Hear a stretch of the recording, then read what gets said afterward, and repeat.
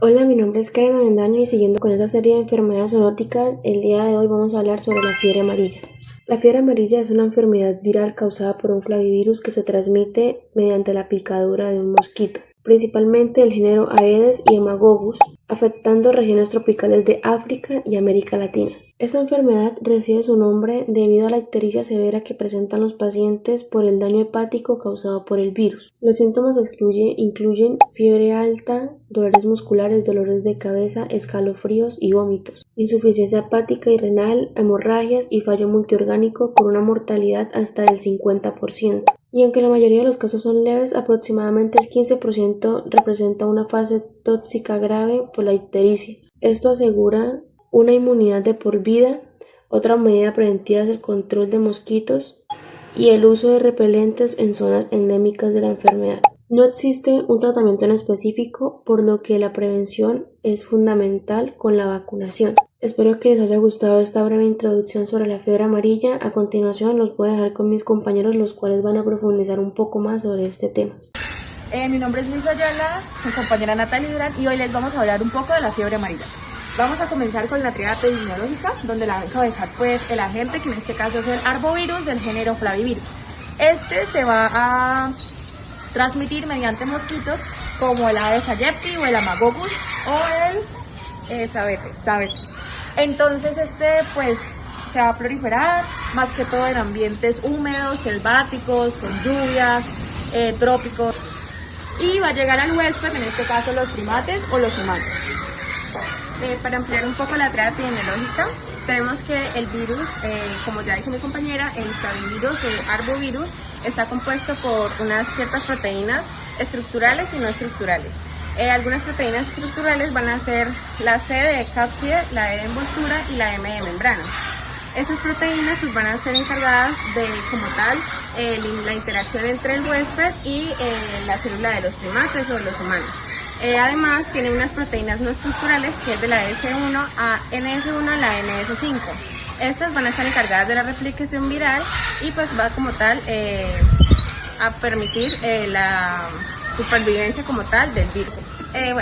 Para ampliar la información acerca de los vectores, tenemos que dejar en claro que hay un ciclo urbano y un ciclo selvático.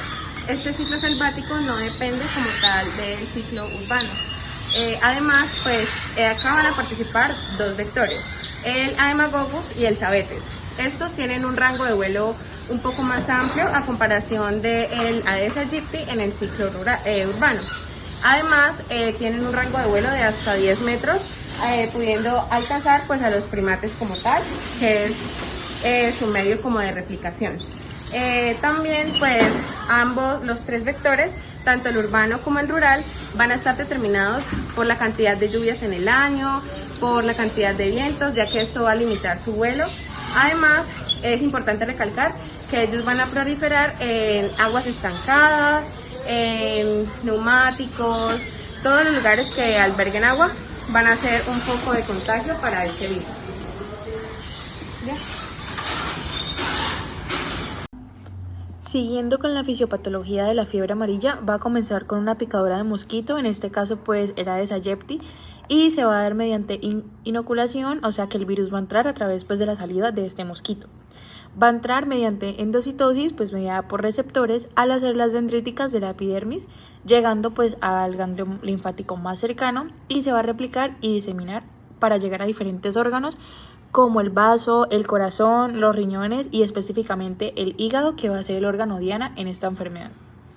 En el vaso vamos a encontrar leucopenia y esplenomegalia.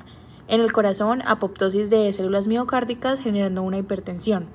En los riñones encontramos producción excesiva de citoquinas, haciendo que haya un daño microvascular, hemorragia e insuficiencia renal. Y finalmente en el hígado vamos a encontrar las células de Kupffer que van a estar afectadas, ya que va a haber una apoptosis, necrosis, pues de estos hepatocitos, un daño tisular generando ictericia, que es el signo más característico de esta enfermedad. Finalmente, pues va a haber un daño generalizado, donde pues puede presentar shock, anoxia y acidosis metabólica. La fiebre amarilla va a tener 3 fases. La fase infecciosa, en esta fase se encuentra en la fase virémica, en la que va a haber mucho contenido de replicación viral y se va a empezar a diseminar por el cuerpo. Esta fase se manifiesta de manera leve mediante cefalias, mialgia, debilidad, y de manera moderada en epístasis, leve ictericia, bradicardia y albuminuria. Ya para la fase grave o maligna tenemos que esta se puede presentar de manera súbita o de manera severa, presentando ictericia, hemorragias, hematemesis, que es el signo más marcado de la fiebre amarilla, y la oliguria. Después de esta fase se puede presentar 2 periodos: el periodo de remisión, en el que el paciente presenta una mejoría y una recuperación inminente, sin secuelas de la enfermedad. Y por otro lado vamos a tener el periodo de intoxicación, en el que el virus ya se encuentra focalizado en cada órgano. Va a presentar hemorragias en piel, encías y tracto gastrointestinal, ictericia con una falla hepatorrenal y trombocitopenia. En las necropsias podemos encontrar hemorragia en órganos internos, principalmente la mucosa de la pared del estómago, y también a nivel intestinal. Infusiones serosas acompañadas de ictericia masiva en diferentes tejidos. Hablando del hígado, encontraremos lesiones con un patrón folicular, áreas rojizas intercaladas con zonas más pálidas, petequias multifocales subcapsulares, sangrado severo e ictericia difusa. En el cerebro tendremos una congestión marcada de las leptomeningias, hemorragias perivasculares y hematomas en el casco craneal. Hablando también de los pulmones, vamos a encontrar una coloración rojiza homogénea, en el vaso áreas blancas o de color rojo oscuro en la superficie capsular, el corazón con petequias en el epicardio. Como medida de prevención primaria vamos a tener para esta enfermedad la vacuna. Específicamente manejamos la vacuna 17BB. Esta es una vacuna atenuada, que lo que indica que tiene la suficiente carga viral para generar una respuesta inmune sin generar una patogenicidad en los animales y en las personas. En Colombia manejamos la 17BB y la 204B. Estas son patrocinadas se encuentran dentro del plan de vacunación del gobierno mediante 3 etapas. La vacunación de menores a partir de los 9 meses en adelante, los adultos mayores y por último la población general. Además, también si alguna persona se la quiere aplicar por parte privada, tiene un coste de 135.000 en Brasil están estudiando vacunación en ciertas especies de mono, específicamente la aulata o el mono aullador, para generar inmunogenicidad, debido a que la fiebre amarilla ataca poblaciones y deja enfermedades devastadoras en esta población. Sin embargo, este es su difícil manejo, debido a que al ser especies de fauna silvestre, el hecho de anestesiar o el manejo de estas especies es complicado. Para las campañas de prevención primaria tenemos vigilancia de síndromes icterohemorrágicos, vigilancia entomológica, específicamente de los vectores, mediante campañas de concientización a la gente para que no dejen aguas estancadas o lugares que sean propicios para que los vectores se reproduzcan. La ecoepidemiología y vigilancia epizootica. Esto es importante debido a que la fiebre amarilla, al ser una enfermedad epizootica, se contagia entre diferentes especies de primate mediante el vector.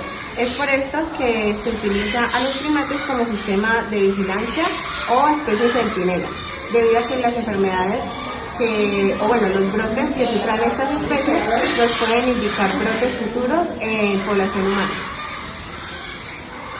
Bueno, como medidas de prevención secundaria tenemos diferentes métodos diagnósticos y estos los usamos para corroborar que la enfermedad que estamos buscando, en este caso la fiebre amarilla.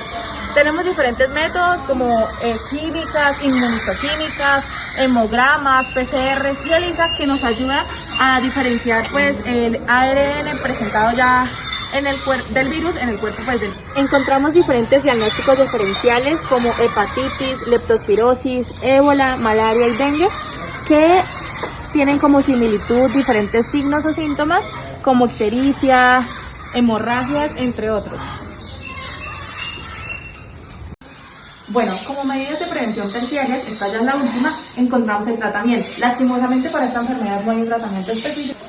Normalmente si el paciente está muy mal, se pone en aislamiento o cuarentena y vamos a administrarle diferentes medicamentos, en este caso un meloxicam, para mejorar pues el tema de la inflamación, la fiebre, el dolor, o también vamos a usar metoclopramida para el vómito, loperamida para la diarrea y pues obviamente suministrar suero, ya sea lactato de Ringer, cloruro de sodio, entre otros. Es importante pues tener es importante tener un control de constantes como temperatura, frecuencia cardíaca, frecuencia respiratoria, pues para que haya un control y un mantenimiento de esto. Bienvenidos a Crónicas del Tiempo, donde hoy nos embarcaremos en un viaje por una de las enfermedades más letales de la historia, la fiebre amarilla. Y obviamente nos va a acompañar nuestra investigadora y epidemióloga Natalie Durán. Hola Natalie, ¿cómo estás? Hola Luisa, pues me encuentro emocionada de que demos este recorrido por la fiebre amarilla. Iniciaremos en el año 525 en África. Vamos a ver pues los primeros registros como tal de esta enfermedad, en la cual pues se consideraba una dolencia de forma primaria y pues esta solo se reconocía pues por sus devastadores efectos. Como tal podemos considerar a África como pues la cuna de esta enfermedad. Ok, interesante, pero pues demos un salto considerable hasta 1647. La enfermedad llega a América y pues ¿qué nombre se le da? Bueno, en América se le va a conocer como el vómito negro. Este pues hace referencia a un nombre descriptivo pues como tal de su mayor síntoma o el más notorio, y pues en este momento realmente no se sabía la causa de esta enfermedad. Bueno, ya pues vamos a hablar un poquito del vector. Tengo entendido que hay mucha especulación sobre el origen. En 1830 la etiología se atribuye a miasmas, pero en 1881 pues ya llegó la teoría crucial. Exacto. El doctor Carlos Finlay va a proponer como tal que la transmisión ocurre por el Estecomiata fasciata, que es el que conocemos actualmente como el Aedes aegypti, el mosquito. Esto pues cambia totalmente el paradigma de esta enfermedad porque pues ya se va a reconocer que la causa no era el aire, sino un vector. Mm, Hipócrates falló ahí. Bueno, pues también las décadas de 1920 y 1930 son claves para confirmarlo, ¿no? Exacto. Además, en 1928 el virus como tal ya es aislado de monos aulladores o monos rhesus y pues realmente esto es como resolver el misterio del contagio. Ok, Natalie, muy interesante. Bueno, la clave para erradicar una enfermedad es la prevención, ¿no? Principalmente la primaria, como es la vacunación. Pero ¿cuándo llega el escudo protector?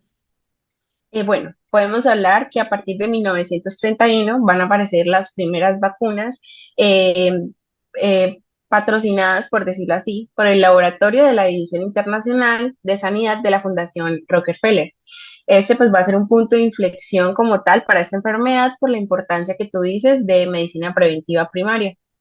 Ok, y pues, ¿qué ocurre en 1934? Lamentablemente, llega una cepa con pérdida del bicetropismo que reduce la respuesta inmunológica completamente. Esto pues es un retroceso en la búsqueda de una vacuna perfecta, por decirlo así, generando que haya que realizar más investigaciones pues de esta enfermedad. Un hecho lamentable, ¿no? Bueno, pero pues demos un salto al futuro y hablemos de la situación en Colombia y la región. En 1944 se documenta la epidemia de fiebre selvática en la región del Catatumbo y pues se confirmó que el virus, aunque pues estaba controlado en zonas urbanas, persiste en el siglo selvático. ¿Qué pasa con la vigilancia? Centrándonos en la vigilancia, en 1983, países suramericanos comienza la vigilancia epidemiológica con primates, por lo que los monos se convierten en los principales sistemas como de centinela para la salud pública, resaltando mucho en esta fiebre amarilla. Ok, ya finalmente en el 2020, pues en un contexto global de crisis sanitaria, tengo entendido que se registran cepas vacunolíticas atenuadas, pero pues ¿esto qué significa? Bueno, estás en lo correcto. Para los televidentes, les vamos a explicar pues que estas cepas pues significa que el virus puede continuar evolucionando, por lo que el trabajo de la epidemiología y vigilancia y desarrollo de vacunas pues nunca para. Fascinante todo este recorrido, Natalie. Muchas gracias por llevarnos desde el vómito negro en el año 525 hasta las cepas atenuadas en el 2020. La historia de la fiebre amarilla definitivamente es una crónica, pues, de la ciencia contra el mosquito. Correcto. Es una historia que, como hemos visto, sigue escribiéndose. Bueno, Natalie, esperamos verte pronto de nuevo en este noticiero.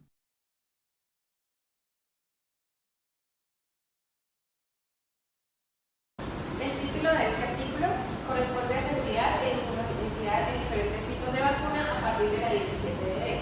Esto se realizó en la especie típica dorada o, como su nombre científico, es Leontopithecus crisomelas. Como tal, es importante recalcar que este estudio es de tipo preclínico, experimental e in vivo. In vivo porque se realiza pues, en organismos vivos, es decir, en monotipí. Experimental debido a que se manipulan dos variables, lo que es la cantidad de fármaco, pues en este caso la vacuna, y el tiempo de administración.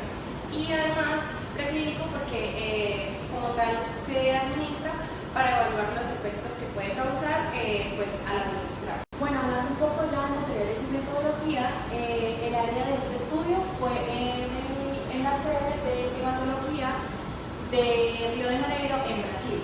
Se usó una población de 36 monos, adultos, machos y hembras, y se dividió aleatoriamente en 6 grupos, cada grupo con 6 monos. Para el grupo 1, que va a ser este verde clarito, se usó la vacuna YF17DD, que es viva atenuada, y se usó con dosis alta. Para el grupo 2, con una dosis intermedia, y para el grupo 3, con una dosis baja. Todo esto con una sola dosis vía subcutánea. Bueno, para el grupo 4, se usó una vacuna de subunidades vegetales con prototipos de la proteína E del virus. Y esta se aplicó tenía dos dosis intramuscular. Ya para el grupo 5 encontramos la vacuna inactiva, que va a ser como pues, el virus, pero de manera inactiva, y fueron 3 dosis intramuscular. Y finalmente encontramos el grupo 6, que va a ser el grupo centinela o el control, pues que no tiene ninguna de estas. Para calcular las dosis de cada grupo, se utilizó la vacuna 17DD inoculadas en las células Vero CCL81. Esto pues calcular una dosis segura pues para los primates. Ya. Bueno, encontramos la línea gris que va a reflejar la avianemia, la línea negra que va a reflejar la viremia y la línea discontinua que va a hacer referencia a la captación en el PCR. Y si encontramos un resultado debajo de esta línea, se considera negativo. Entonces vamos a ver en el grupo 1 una alta viremia, es decir, que va a haber alta replicación de este virus generando más anticuerpos, y vamos a encontrar una viremia un poco más sostenida a comparación de las otras. En el grupo número 2, la viremia va a disminuir un poco, se van a generar los mismos anticuerpos que se generan en la 1, y nos podemos dar cuenta que acá podemos encontrar una viremia un poquito más alta a diferencia de las otras. Y ya vamos a encontrar que en este caso la viremia pasó de la línea del PCR. En esta ya encontramos la viremia mucho más baja, es decir, que no se generó tantos anticuerpos como en la primera, y pues ya están sobrepasando sobre la línea discontinua, ya encontramos más. Y que en el grupo 6 no encontramos resultados porque no se le administró ninguna vacuna, entonces no vamos a encontrar anticuerpos. Es importante recalcar que lo más recomendable en este caso es pues, la vacuna con un alto porcentaje, ya que vemos que pues, generaron más anticuerpos frente a esta vacuna, o sea, frente al virus. Para complementar un poco el gráfico anterior, tenemos este que nos mide los anticuerpos neutralizantes que responden al virus de la fiebre amarilla.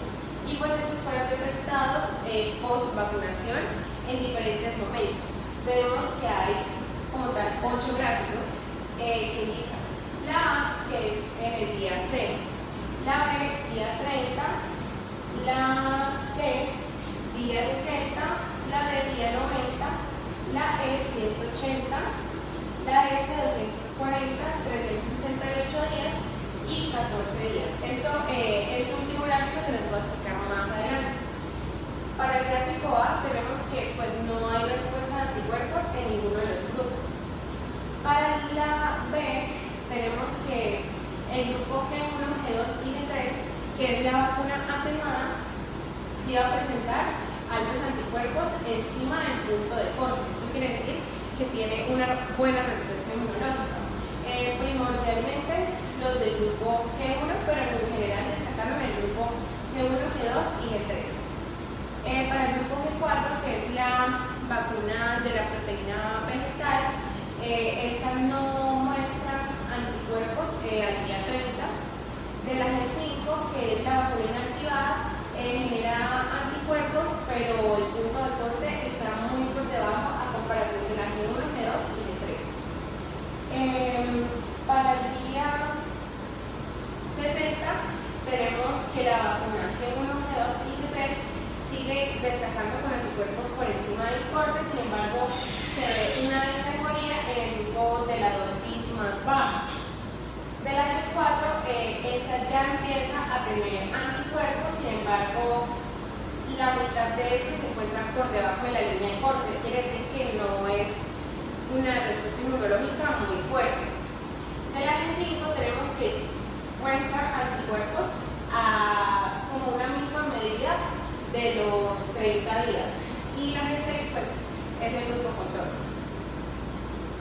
Para el día 90 tenemos que la vacuna G1, la dosis sigue siendo muy alta, al igual que la G2 y la G3 se mantiene. La G4 decae completamente, destacando pues un poco. Y la G5 se mantiene, aunque bueno, en esta se encontraron anticuerpos un poco más altos a comparación del día 60, en el día 90 encontramos anticuerpos más altos. Para estas gráficas ya me hablan alrededor de que ya llevamos 180, 240 y 360 días, quiere decir que los grupos G1, G2 y G3 mantienen una respuesta inmunológica a comparación pues de un tiempo más largo. Y vemos que en el grupo G4 decae completamente, demostrando una respuesta inmunológica muy leve a comparación de la G1, G2 y G3. Y pues la G5 disminuida totalmente, quiere decir que dio una respuesta inmunológica mucho más leve a comparación de la vacuna atenuada. Para explicar ese gráfico H, esta se utiliza 14 días después. ¿Qué quiere decir esto? Esta se utiliza en ensayos preclínicos para evaluar la respuesta inmunológica de los animales, exponiéndolos al patógeno, demostrando que los anticuerpos de la G1, G2 y G3 fueran por encima de la línea de corte, destacando pues la G1 y la G2. Quiere decir que estas dosis son las indicadas para generar inmunogenicidad en los animales para la fiebre amarilla. La G4 me mostró títulos altos, pero que se mantienen todavía muy por debajo de la línea de corte. Y la G5, títulos, pues una respuesta muy débil. Y pues el grupo G6 no es que tenga inmunicidad, sino que al exponerse ante el virus pueden desarrollar pues como tal anticuerpos. Pero como vemos, se encuentra debajo de la línea de corte, por lo que tampoco va a generar una respuesta inmunológica muy alta a comparación de los que se encuentran por encima de la línea de corte. Bueno, ya como una pequeña conclusión, todas las vacunas fueron capaces pues de generar o reducir anticuerpos anti-FA de la fiebre amarilla y pues demostraron una capacidad para prevenir la viremia y la anemia ya después del desafío principalmente con el virus vivo atenuado en la YF17DD, que recordemos que es la vacuna viva atenuada. Entonces acá hay un pequeño cuadro con la vacuna, la dosis y pues el bloqueo a nivel porcentaje. De la viva atenuada, que fue solo una dosis, un animal de los tres grupos, grupo 1, 2 y 3, no presentó esos anticuerpos adecuados, generando una eficacia del 90%. Ya en la inactivada, que eran 3 dosis, 5 de 6 generaron una respuesta positiva, pues donde podemos ver el 83% de efectividad con esta vacuna, y la subunidad vegetal, que fueron 2 dosis, 3 de 6 generaron esa pues, reacción positiva, haciendo que haya un 50% de positividad a esta vacuna.